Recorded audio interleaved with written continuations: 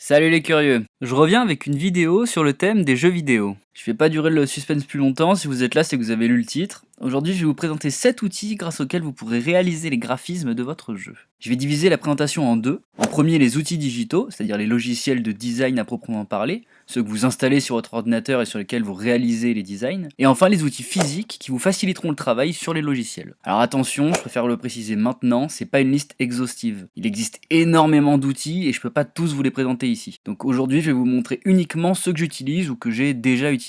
En revanche, n'hésitez pas dans les commentaires à donner le nom des vôtres, ça nous intéresse. Vous êtes prêts? C'est parti.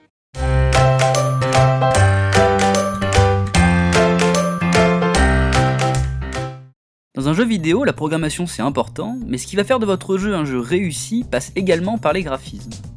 Mais avec quoi les réalise-t-on ces graphismes? On va commencer par les graphismes en 2 dimensions. Il faut bien comprendre que de tels graphismes sont de simples dessins superposés, qui défilent sous vos yeux à l'aide d'une logique interne définie par le moteur de jeu. Exactement à la manière d'un dessin animé. Je suis sûr que la plupart d'entre vous ont déjà essayé de réaliser ça avec un bloc de post-it. Bien pour les jeux vidéo, c'est la même chose, il va falloir dessiner chaque animation, chaque pose, afin de les intégrer par la suite dans le jeu et de les animer. Pour cela, il existe de très nombreux logiciels. Il y a par exemple le duo Photoshop ou son équivalent gratuit GIMP, permettant de dessiner des graphismes avec de très nombreuses options de personnalisation. Avec ces logiciels, il est important de savoir dessiner en vectoriel, c'est-à-dire que les dessins seront composés de vecteurs, c'est-à-dire des courbes générées par des formules mathématiques, pour faire très simple, car cela a l'avantage de garder la même qualité d'image, quel que soit son format. En parlant de vectoriel, laissez-moi vous présenter Flash. Alors non, pas Flash Player, mais bien Flash professionnel pour les intimes. C'est un logiciel issu de la suite Adobe qui permet justement de dessiner et animer en vectoriel. Pour ceux qui connaissent, Ankama, le studio créateur du MMORPG Dofus, l'utilise pour la création de ses jeux.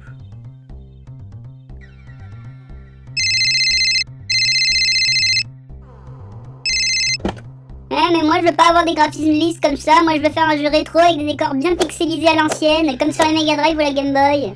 Eh bien écoute, pas de soucis, il existe également des logiciels pour ça. Voici Piskel, qui a la particularité de pouvoir être utilisé directement via le navigateur. Il est très simple d'utilisation et avec un peu d'entraînement, on arrive à faire des trucs sympas.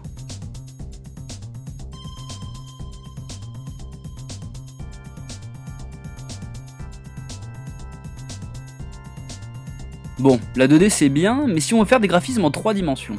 Je vais pas m'étendre énormément sur le sujet car encore une fois il existe de très nombreux logiciels. Moi personnellement j'utilise principalement Blender, un logiciel open source multifonction qui permet de modéliser, sculpter, texturer et même animer des modèles en 3D. Notez qu'il existe également ZBrush, SketchUp, Maya. Je l'ai dit dans l'introduction, je vais maintenant parler d'outils physiques qui permettent de travailler avec les logiciels que je viens de vous présenter. Le plus important, la tablette graphique.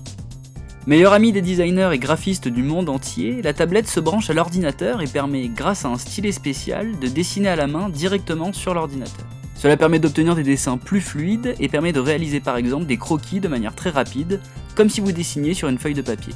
Elle permet également, concernant la 3D, de sculpter des formes en 3D. Il faut prendre le coup de main car il n'y a pas d'écran sur ce type de tablette, il faut donc s'habituer à travailler sans regarder sa main. Je vous rassure, on s'y habitue vite. Pour terminer, je vais vous parler d'un outil un peu inédit puisque je vous présente le papier et le crayon. Eh oui, certains vont être surpris, mais sachez qu'avant de vous lancer dans la réalisation sur ordinateur de vos graphismes, il est préférable d'en faire des croquis et ébauches sur papier afin de bien visualiser à quoi doit ressembler le rendu final.